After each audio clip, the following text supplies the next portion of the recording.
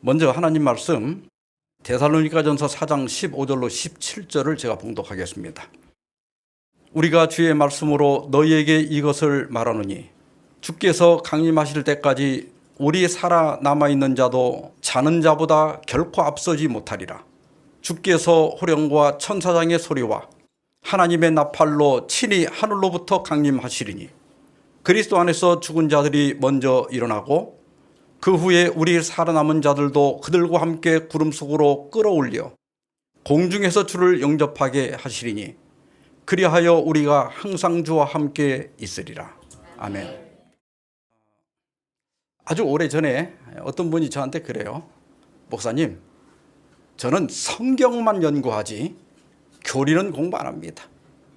교리가 구원줍니까? 그래요. 근데 조금 오해가 있어요.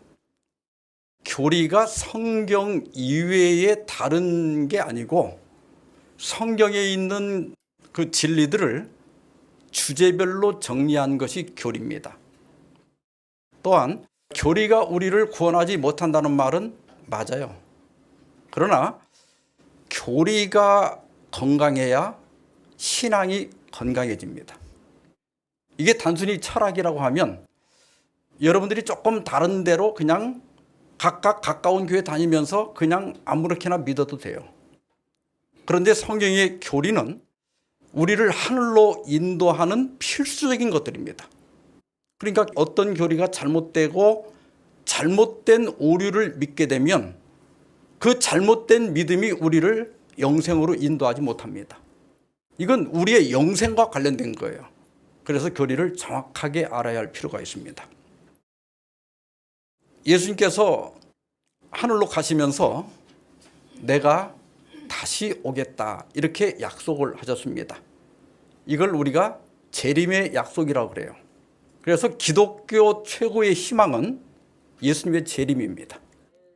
우리가 교회 다니고 전도하고 헌금하고 기도하고 이 모든 것들이 그 자체가 목적이 아니라 예수님의 재림을 맞기 위해서 신앙생활을 하는 거예요.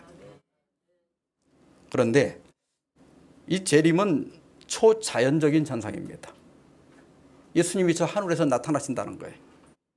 그리고 우리가 승천한다는 겁니다. 이건 우리 일상생활에서 경험할 수 없는 초자연적인 현상이에요. 그래서 예수님의 재림을 믿는 데는 신앙이 필요합니다. 과학이 아니라 이건 신앙으로만 가능한 거예요.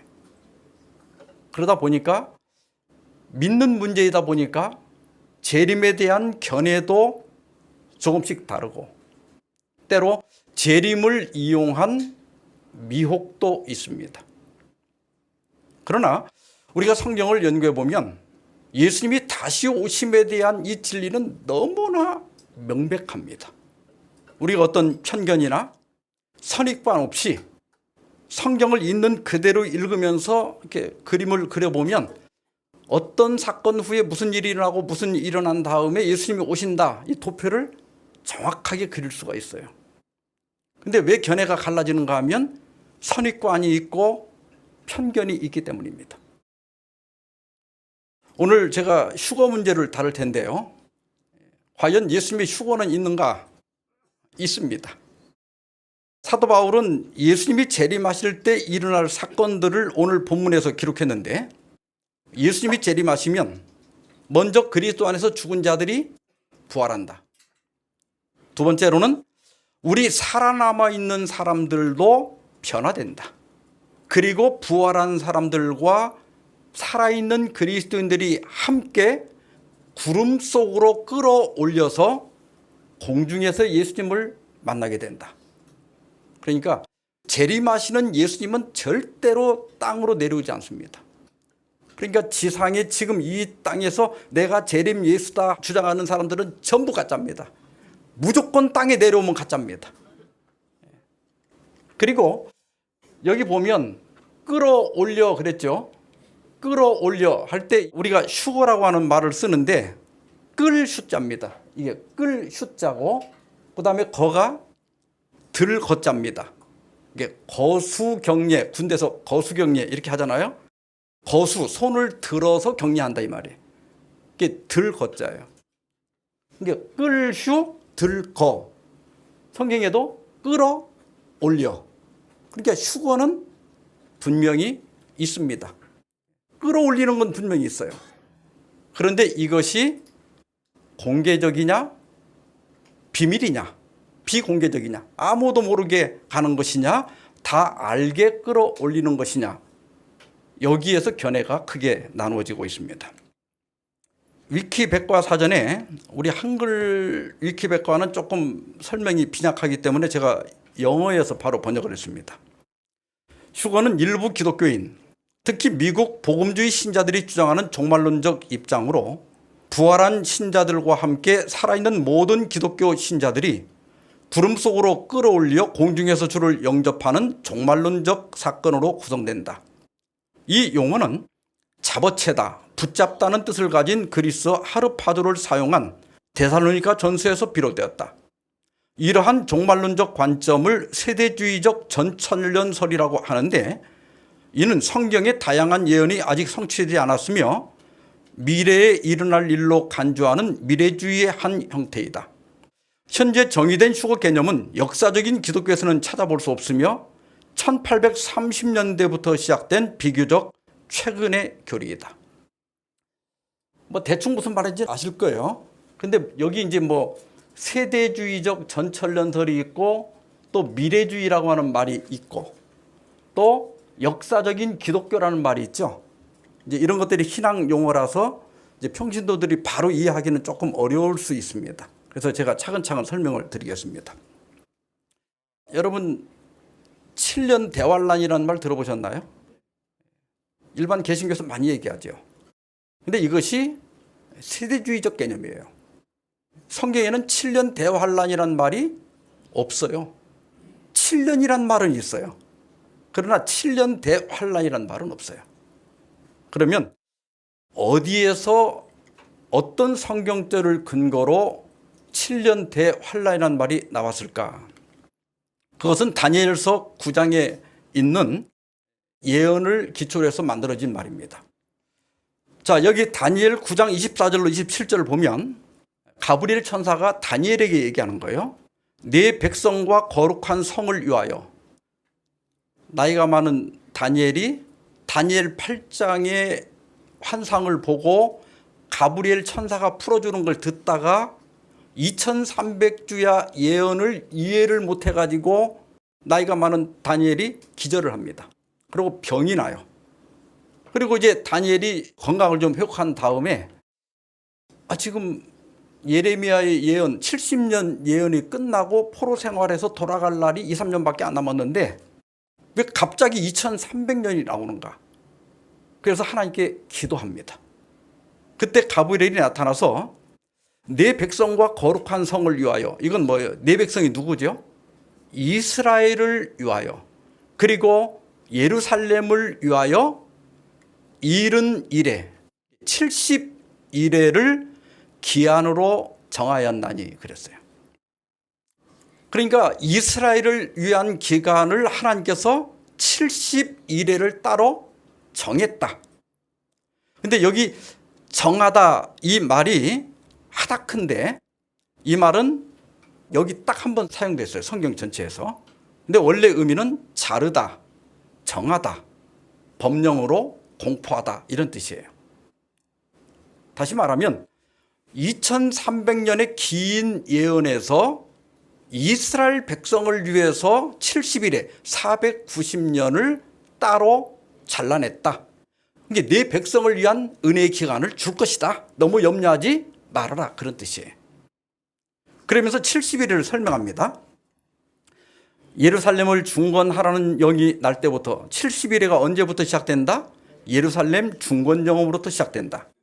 그 다음에 기름 부음을 받은 자 곧 왕이 일어나기까지. 여기 기름 부음을 받은 자가 히브리 원문에 보면 메시아흐 이렇게 돼 있어요. 이스라엘 발음에 이게 숨소리가 많이 들어가요. 우리는 그냥 메시아 그러죠. 우리말로 메시아예요. 메시아가 일어날 때. 근데 왜 왕이라고 그랬는가 하면 여기 왕이라고 번역됐지만 그냥 통치자, 지도자 그런 뜻이에요. 그런데 기름은 언제 부었는가 하면 우리가 집사님들, 장로님들, 목사님들을 세울 때 안수식을 하잖아요. 근데 이스라엘 백성들은 왕이나 대제사장을 세울 때 기름을 부었어요. 그래서 왕이라고 번역한 거예요. 자, 기름 부음을 받은 자, 곧 메시아가 일어나기까지는 7일회가 지나고 또 62일회가 지날 것이다. 그리고 그 곤란한 동안에 성이 중건되어 광장과 거리가 세워질 것이다. 그러니까 7일회가 지나가면 성이 중건되고, 성이 중건된 다음에 62일회가 지나가면 기름 부음을 받은 자가 끊어져 없어질 것이다. 메시아가 죽을 것이다. 그런 뜻이에요. 그러면서 그가 장차 많은 사람과 더불어 한 일해 동안의 언약을 굳게 맺고, 자, 70일회 중에 7일회와 62일회가 지나가면 몇 일회가 지나갔죠? 69일회가 지나갔죠?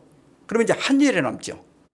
그 한 일의 언약을 굳게 맺고 그 일회의 절반의 제사와 예물을 금지할 것이다. 여러분, 이스라엘 백성들이 드렸던 제사와 예물이 언제 금지되죠? 예수님이 십자가에 달려 돌아가심으로써 표상적 의미가 사라졌기 때문에, 그 표상이 예수님의 십자가로 성취됐기 때문에 금지되는 겁니다. 자, 이것을 도표로 그려보면 일단 2300주야에서 다니엘 8장 14절에 2300주야에서 이스라엘 혹은 유대인을 위해서 70일에 490년을 잘라냈다. 네 백성을 위한 기간을 먼저 마련해 두었으니 걱정하지 마라, 그런 뜻입니다. 그래서 예루살렘 중건령이 내릴 때부터 7일회가 지나고, 7일회면 7주니까 77은 49, 49일이죠.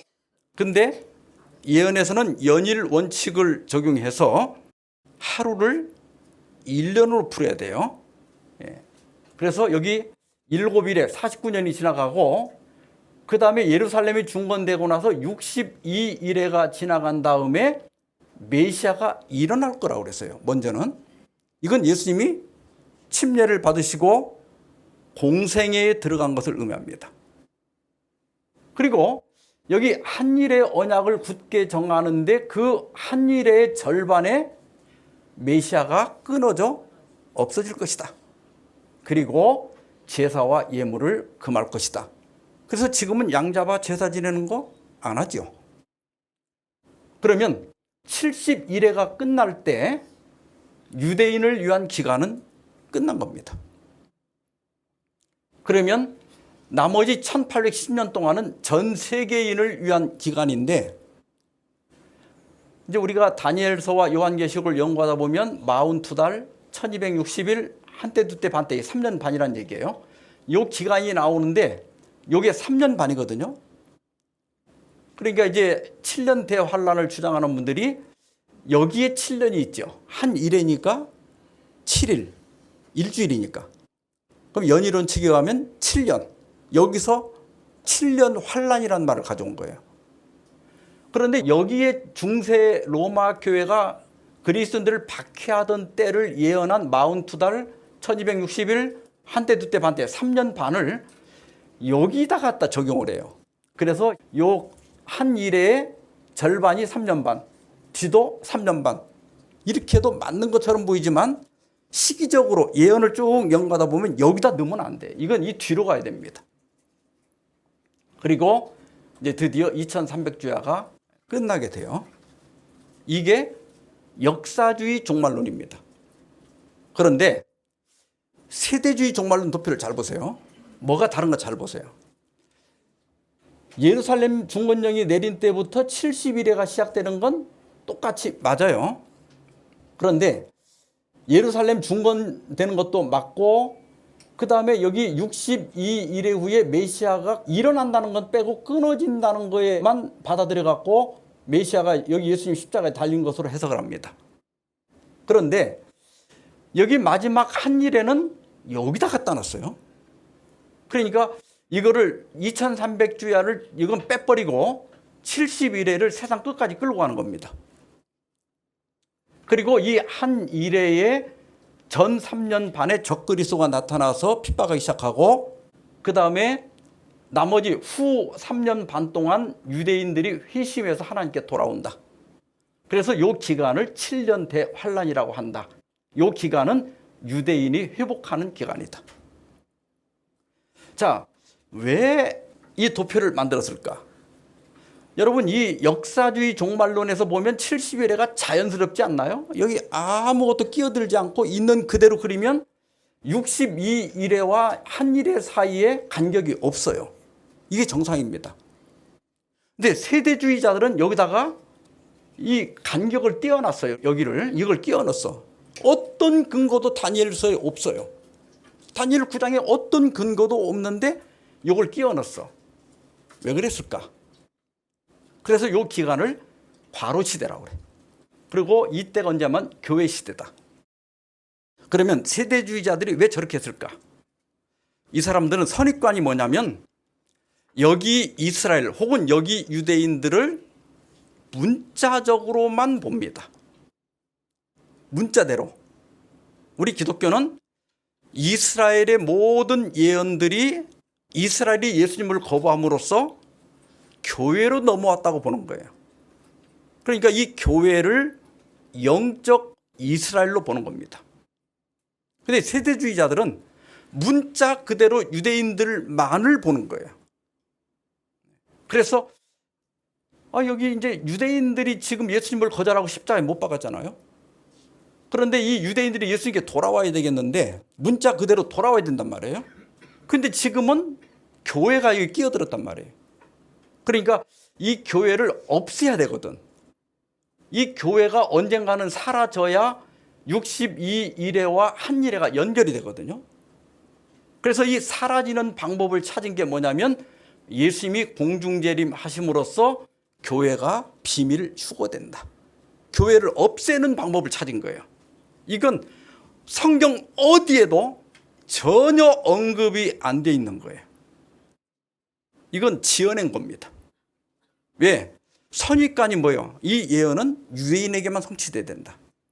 근데 여기 교회가 끼어들었잖아요. 이스라엘이 아닌 교회가 끼어들었으니까 이 교회가 사라지게 하려면 비밀 휴거가 있어야 되는 거예요.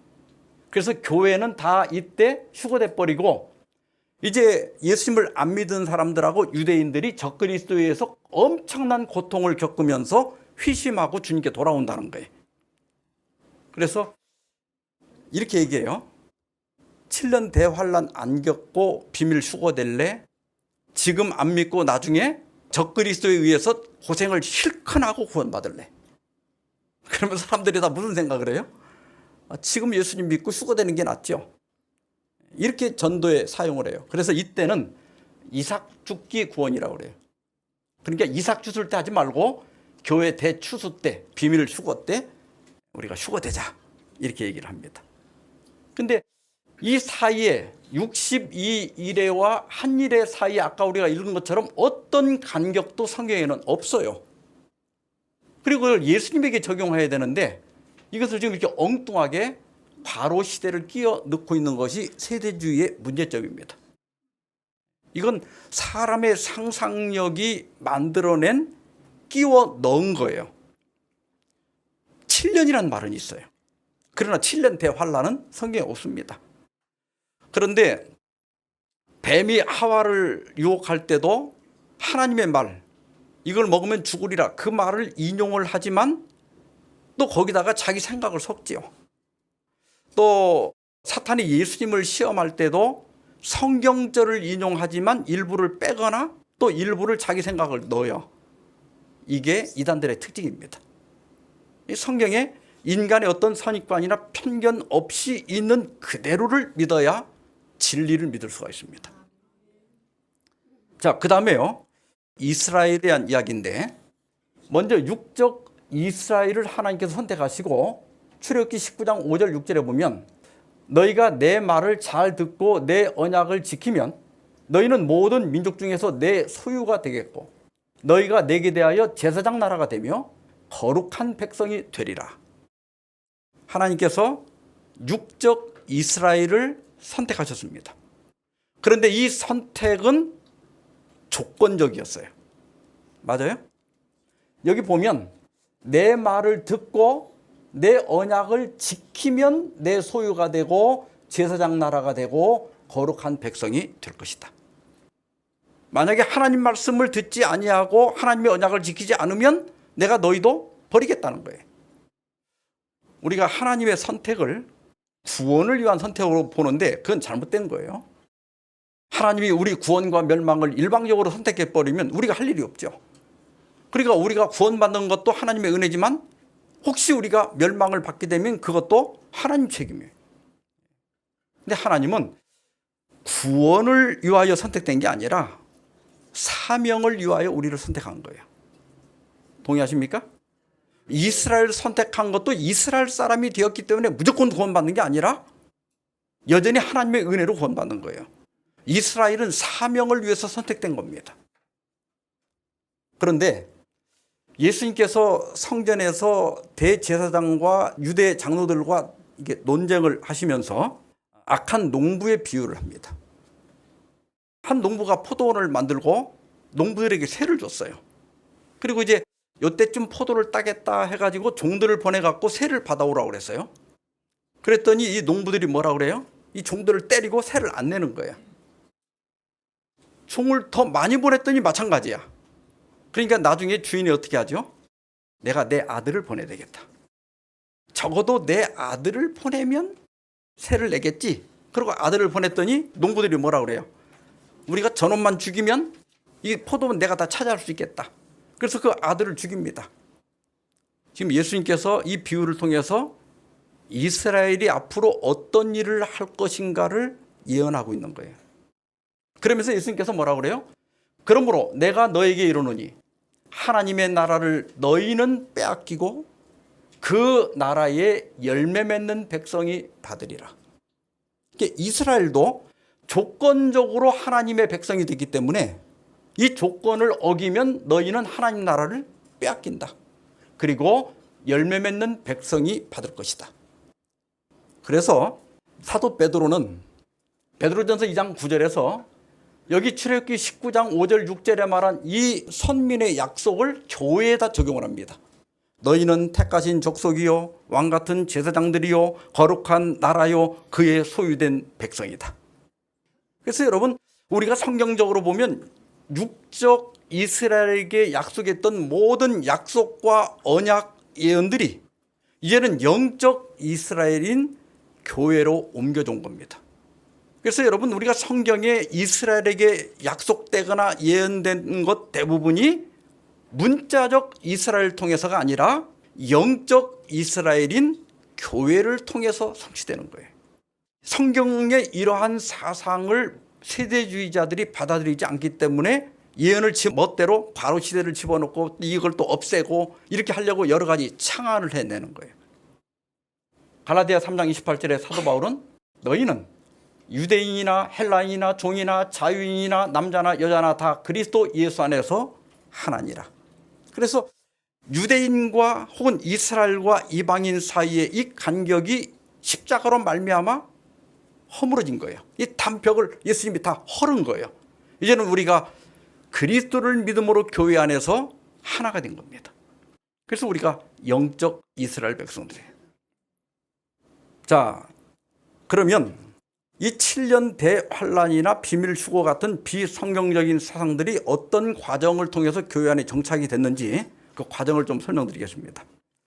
먼저 존 위클립이나 필립 멜라니톤, 얀 후스와 제롬, 존 낙스, 마틴 루터, 칼빈 이런 종교 개혁자들이 예언 공부하신 분들은 아시겠지만 다니엘 7장, 8장, 11장, 요한계시록 12장, 13장, 17장 또 데살로니가 후서 2장에 적그리스도가 예언되어 있어요.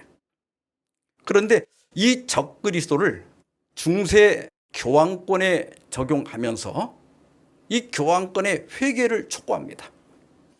종교개혁자들이 성례전이나 또 교회관 등에 대해서는 심각한 이견들이 있었어요.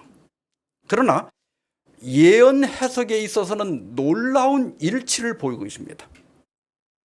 왜냐하면 그들이 역사주의 해석을 따르고 있었기 때문입니다. 그런데 로마 교회가 가만히 있지 않죠.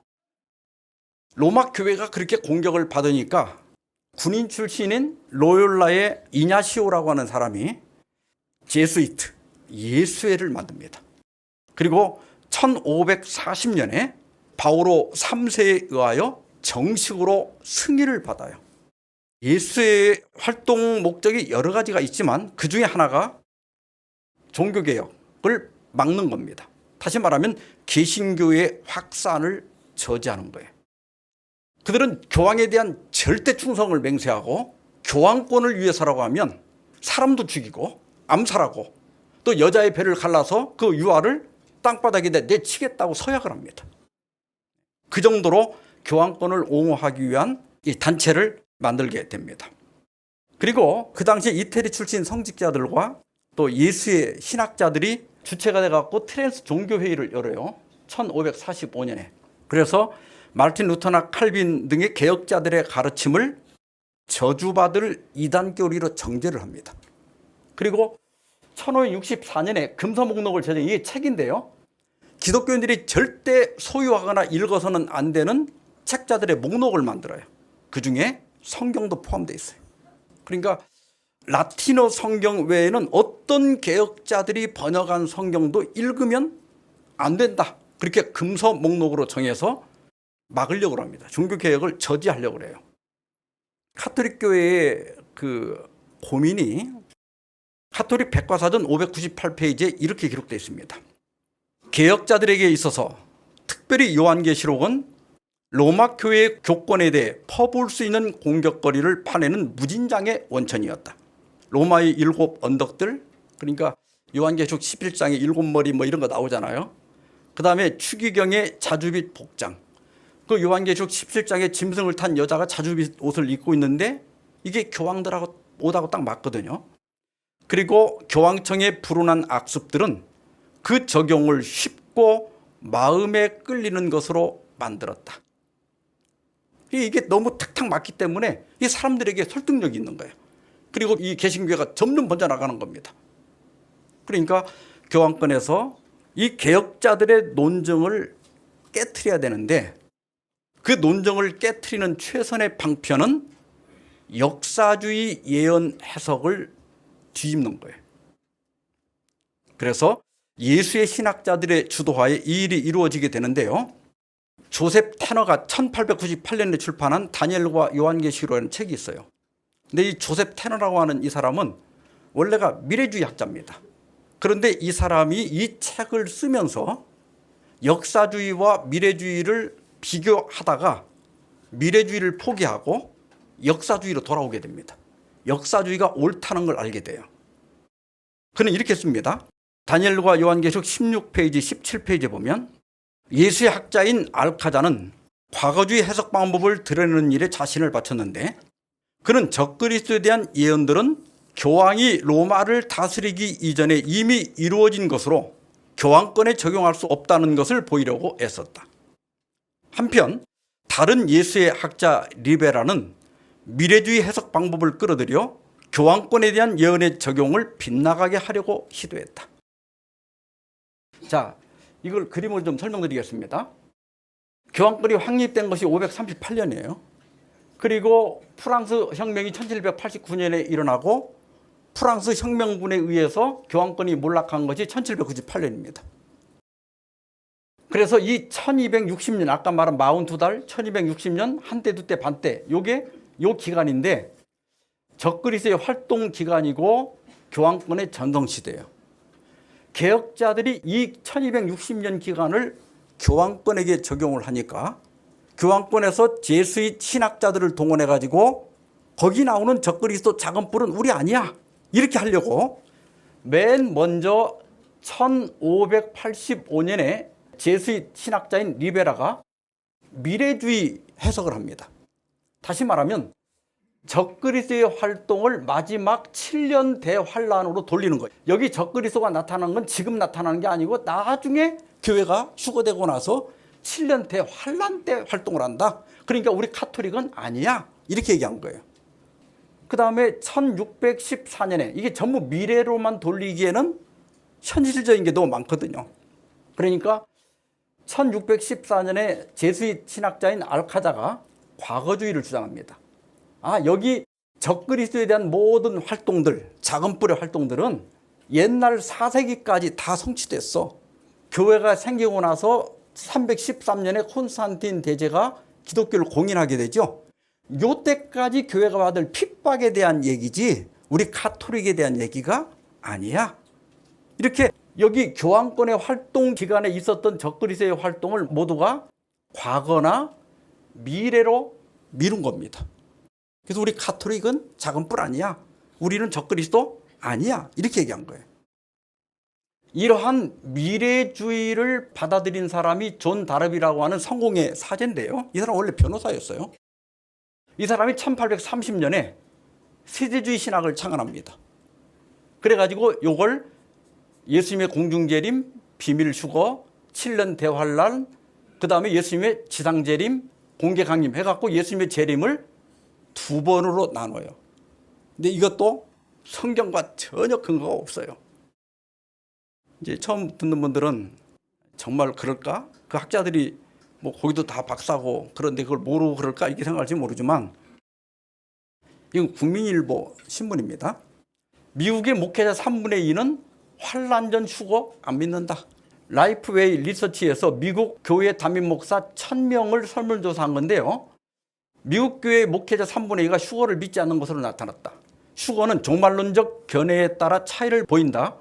대중적으로 알려진 환란 전 휴거설은 그리스도의 공중재림, 믿는 자들의 휴거, 대환란, 그리스도와 함께 지상재림, 천년왕국 도래순으로 전개된다. 그러면서 여기 뭐라고 그랬어요? 이는 세대주의, 세대주의라고 하는 건 미래주의에서 발전한 건데 창조로부터 세상 종말까지를 7세대로 나눈 거예요. 그걸 세대주의라고 그래요. 혹은 경륜주의 이렇게 얘기하는데 재림이 2번 발생하는 등 이견이 많아 신학계에서도 지지를 얻지 못하고 있다. 하나는 공중재림, 하나는 지상재림. 이렇게 둘로 나누고 있단 말이에요. 반면에 역사적 전천년주의나 무천년주의는 환란 후 휴거를 인정한다. 교회가 환란을 통과하고 그 후에 예수님이 재림하면 휴거된다는 입장이다. 미국 신학계는 역사적 전천년주의가 70%, 그 다음에 세대주의가 20%, 무천년주의가 10% 정도 지지를 받고 있다. 이렇게 얘기했어요. 그러니까 미국 신학계는 역사적 전천년주의가 70% 이상입니다. 근데 우리 한국에는 개신교회가 세대주의를 많이 받아들였어요. 그러면서 이렇게 얘기합니다. 또 목회자들의 36%가 휴거가 성경 말씀에 근거하지 않는다고 응답한 것으로 나타났다. 교단별로는 루터교는 60% 목사들이 안 믿는다. 감리교는 48%가 안 믿는다. 비밀 휴거를 말하는 거예요. 장로교하고 개혁교단은 49%가 나는 안 믿는다. 근데 침례교와 오순절교회, 이게 순복음교회가 속하는데 이런 교회들이 세대주의 신학을 많이 받아들이고 있다는 거예요. 그리고 또 하나, 신학교육을 얼마나 받았느냐에 따라서 휴거에 대한 관점이 달라졌다는 거예요. 다시 말하면 환란 전 휴거가 없다고 응답한 목회자 중에 33%가 석사학위, 29%가 박사학위. 그러니까 공부를 많이 한 사람들일수록 환란 전의 휴거, 비밀 휴거를 믿지 않는다는 거예요. 그런데 대학 학위가 없는 목회자는 60%가 비밀 휴거를 믿고 환란 전 휴거를 믿고 또 석사학위를 가진 사람 중에는 26%가 믿고 있다. 그러니까 성경을 제대로 모르기 때문에 모르는 사람들이 환란 전 휴거 혹은 비밀 휴거를 많이 믿는다. 성경을 제대로 공부한 사람들은 이런 비밀 휴거를 믿지 않는다. 환란 전 휴거를 많은 신학자들이, 많은 목사들이 믿지 않는다. 이렇게 되어 있습니다.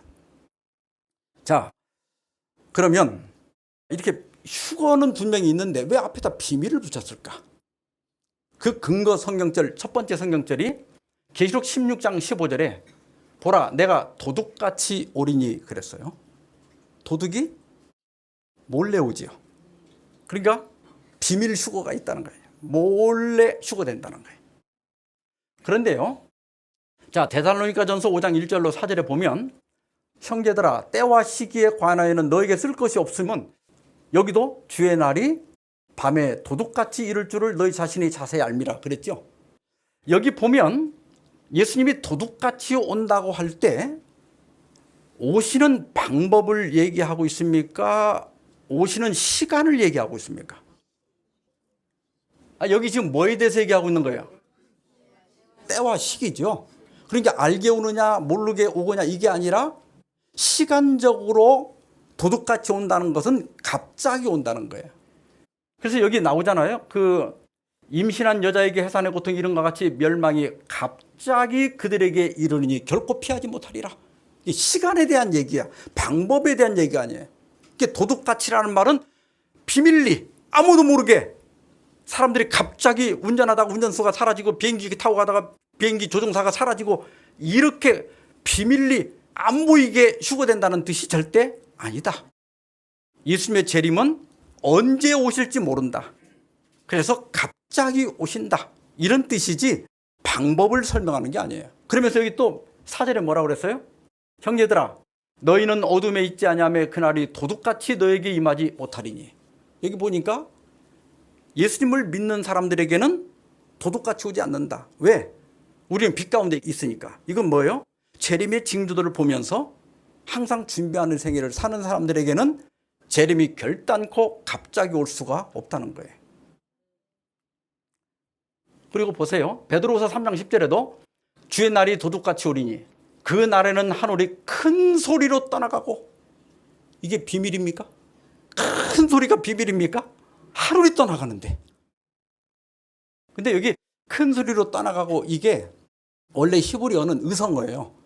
그러니까 화살을 쏠 때 화살이 휙 하고 지나가는 것처럼 하늘이 휙 하고 지나가 없어진다는 거예요. 그러니까 어떻게 이게 비밀이에요? 하늘이 없어지는데. 그 다음에 물질이 뜨거운 불에 풀어지고 이 불에 의해서 모든 것이 불타버리고 그 다음에 땅과 그 중에 있는 모든 일이 드러나리로다.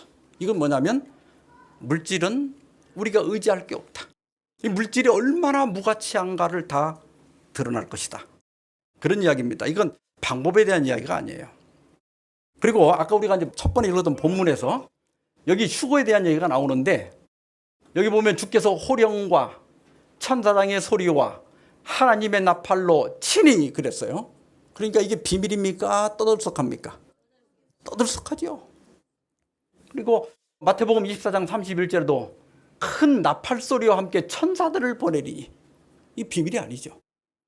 또 고린도전서 15장 51절 52절에 보면 마지막 나팔에 순식간에 다 변화되는데 죽은 자들이 썩지 아니할 것으로 다시 살아나고 살아있는 우리도 변하리라.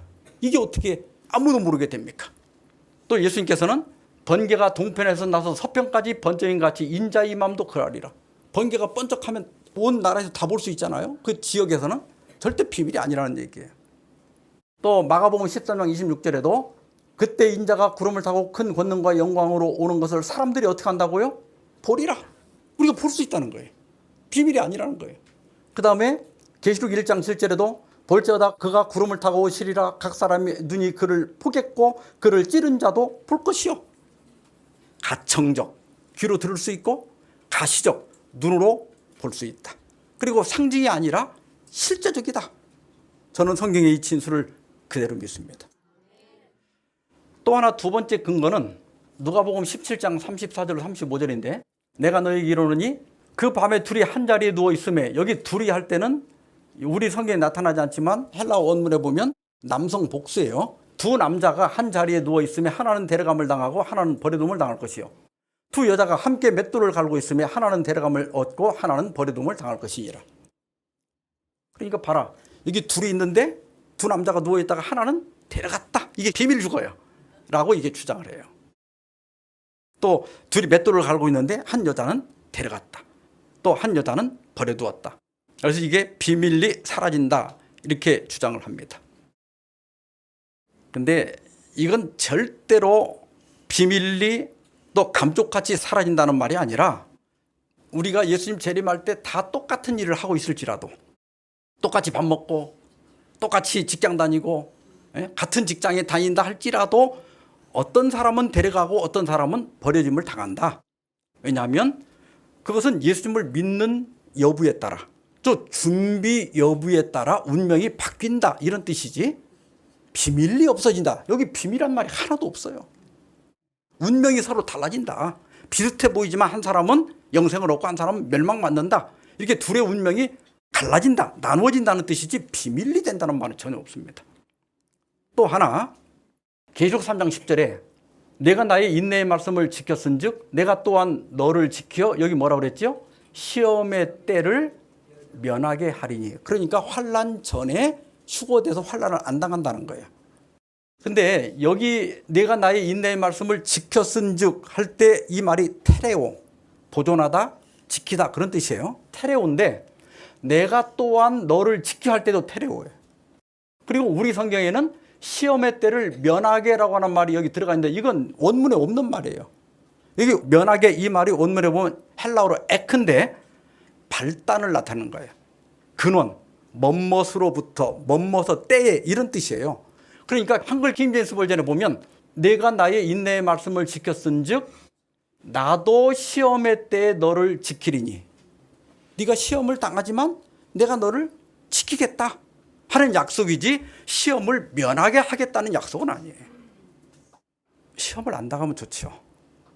그러나 예수님은 세상에서는 너희가 환난을 당하나 담대하라. 내가 세상을 이겼노라. 또 제자들의 마음을 굳게 하여 이 믿음에 머물러 있으라 권하고 또 우리가 하나님 나라에 들어가려면 뭐라고 그랬죠? 많은 환난을 겪어야 할 것이라. 또 계시록 7장 14절에도 이는 이 14만 4천에 대한 얘기예요. 큰 환난에서 나오는 자들인데 어린 양의 피에 그 옷을 씻어 희게 하였느니라. 하나님께서 우리가 환난 당하는 걸 기뻐하지 않으십니다. 예레미야 에가서 3장 33절에 주께서 인생으로 고생하게 하시며 근심하게 하심은 본심이 아니시로다 그랬어요. 여기 우리 어린 학생들이 있는데 우리 부모님들이 학생들 고생 좀 시키나요 안 시키나요? 가기 싫어하는 유치원 보내고 학교 보내고 시험 보기 싫은데 자꾸 학교 가라고 그러죠. 그 부모가 고생시키려고 보내는 게 아니죠. 본심이 아니란 말이에요. 근데 왜 학교를 보내는가 하면 공부를 해야 나중에 좋은 직장도 들어갈 수 있고 또 돈도 많이 벌 수 있고 하니까 공부를 하라는 거예요. 고생시키는 게 본심이 아니란 말이에요. C.S. 루이스는 하나님은 우리의 즐거움을 통해 속삭이시고 우리가 즐거울 때는 하나님이 속삭이는 정도로밖에 안 들려요. 우리의 양심을 통해 말씀하시지만 우리의 고통을 통해서는 고함치신다. 고통은 귀먹은 세상을 깨우시는 하나님의 확성기이다. 그렇게 예수님을 믿지 않고 교회를 안 가려고 하던 사람들이 큰 재난을 당하거나 병에 걸리거나 시험을 당했을 때 예수님을 만나는 사람들이 꽤 됩니다. 아마 이 중에도 계실 거예요. 우리가 그때 하나님을 찾게 되는 거예요. 그때 하나님의 음성이 들리는 거예요. 그래서 C.S. 루이스는 고통은 하나님의 확성기다 그러면서 하나님의 메가폰으로서 고통이 혹독한 도구라는 데에는 의심의 여지가 없지만 그 고통은 반역한 인간에게 괘씸할 수 있는 유일한 기회를 제공해 주는 역할도 한다. 그래서 여러분 우리가 환난을 통과하는 것은 병아리가 그 껍질을 깨고 나올 때 지가 깨고 나와야지 깨주면 안 좋다고 그러잖아요. 또 누에 고치가 이렇게 고치를 뚫고 나올 때도 사람이 잘라줬더니 이렇게 제대로 날개가 펴지지도 않고 그런다고 그러잖아요. 우리가 통과해야 할 고통이 있는 거예요. 사람은 그 고통을 통해서 정화되는 거예요. 또 고통을 통해서 성장하는 겁니다. 아이들 이렇게 키워보면 돌진하고 이렇게 말 배울 때 2살, 3살 때까지 한 일주일 감기 걸려서 아프고 나면 갑자기 얘가 똑똑해지고 말을 잘하죠. 고통을 통해 성장하는 거예요. 환난이 나쁜 건 아니다.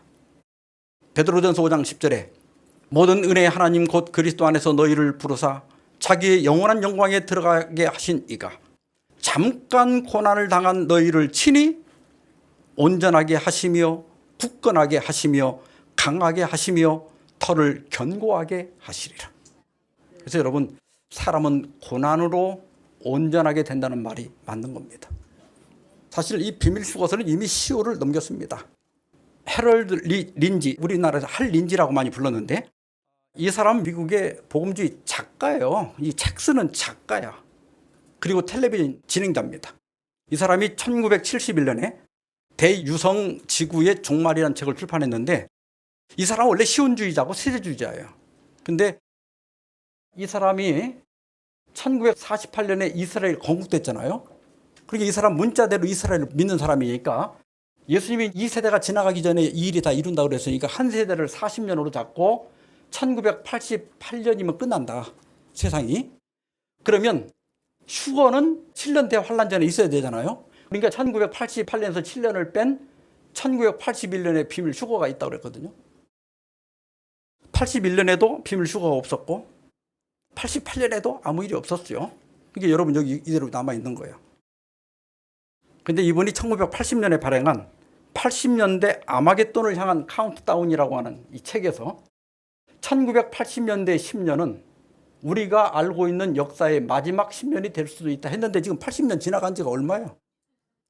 근데 헤겔은 이런 얘기를 했습니다. 인간은 역사를 쓰기는 하지만 역사로부터 교훈을 얻지는 못한다 그랬어요. 이게 한번 여기 속았으면 이제 끝나야 되잖아. 근데 우리나라에 1992년 10월 28일 예수 비밀 휴거가 있다고.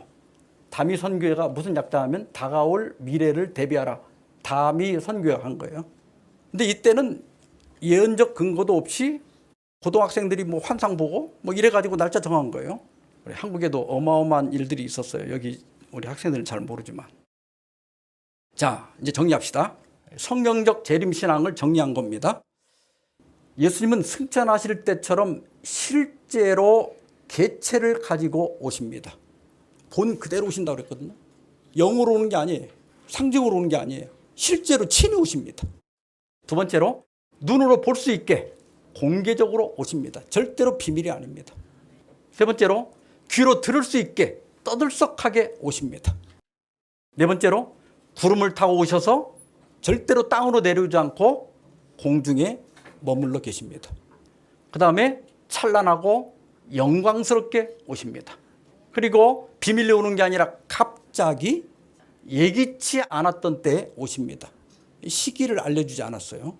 그러나 징조들을 통해서 가까이 오고 있다는 건 알 수 있게 해주셨습니다.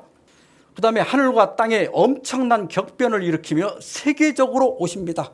한국에만 오는 것도 아니고 전 세계적으로 오십니다. 자, 시간이 많이 갔지만 이 도표 한 장으로 정리할 수 있습니다.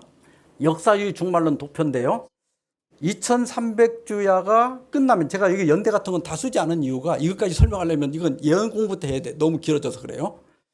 2300주야가 끝남으로써 이제는 성경에 예언된 기간은 다 끝났습니다. 이제는 예언된 기간이 없어. 그러니까 2300주야나 뭐 70일이나 이런 예언들이 있을 때는 예수님이 이 이전에는 절대로 재림할 수가 없죠. 재림하지 않겠다고, 이후에 재림한다고 했으니까. 그래서 이제는 예언된 기간이 없어. 우리가 준비만 되면 언제든지 주님이 재림할 수 있습니다. 그래서 이 시기를 뭐라고 그래요? 은혜의 시기다. 주님께서 은혜의 시기를 좀 늘리고 있죠. 왜? 주님은 한 사람이라도 더 구원받게 하기 위해서 천년을 하루를 천년같이 기다리시는 거예요.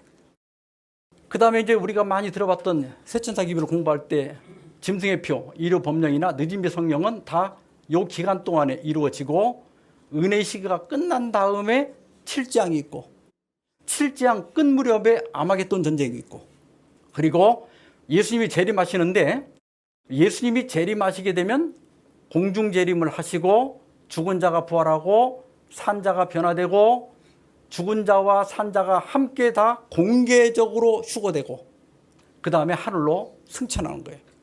그리고 하늘 가서 영원히 있는 게 아니라 천년기가 지난 다음에 어떻게 돼요? 지구로 다시 돌아옵니다. 이것은 계시록 21장 2절에 또 내가 보매 거룩한 성 새 예루살렘이 하나님께로부터 뭐라고 그랬죠? 하늘에서 지구로 내려오니 그 준비한 것이 신부가 남편을 위하여 단장한 것 같더라. 그래서 구원받은 우리가 하늘에 가서 영원히 사는 게 아니라 이 지구로 다시 돌아와서 이 지구가 본래 창조대로 회복되는 것이 구속의 완성입니다. 성경 그대로 그리면 이렇게 돼요. 제가 한 말씀만 읽고 시간이 돼서 마치겠습니다. 이 재림과 관련해서 예장통합의 진주교회 김기동 목사님이 기다림의 미학이라는 글에서 이런 글을 썼습니다. 진정한 사랑은 반드시 기다림으로 나타난다. 왜 그럴까를 생각해 보면 기다림은 상대를 향한 사랑에서 비롯되기 때문이다. 나의 시간보다 상대방의 시간과 마음을 맞출 때 비로소 기다림의 미학이 생기게 된다. 내가 누군가를 기다리는 그 시간만큼은 내가 중심이 아니라 그가 중심이 되는 것이다. 그것이 사랑의 모습이기도 하고 믿음의 모습이기도 하고 배려이기도 하다. 기다림은 사랑입니다.